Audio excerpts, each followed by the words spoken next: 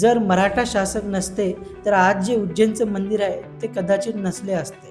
महाकालेश्वर मंदिर हे 12 ज्योतिर्लिंगांपैकी एक आहे आणि हे मंदिर 500 वर्षापर्यंत खंडित पडलं होतं। इसवी सन 2034 व 35 दरम्यान दिल्ली सल्तनतच्या शासकाने उज्जैनवर आक्रमण केले।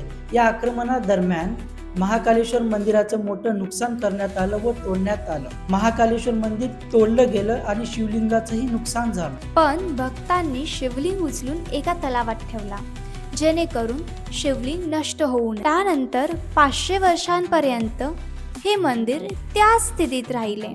हे मंदिर तर होते पण अगोदर सारखे नव्हते। त्यानंतर मराठ्यांनी 18व्या शतकात मुघलांना हरवून उज्जैनवर वर्चस्व स्थापित केले। महाराजा रामोजी शिंदे यांनी महाकालेश्वर मंदिराची पुनर्बांधणी चालू केली।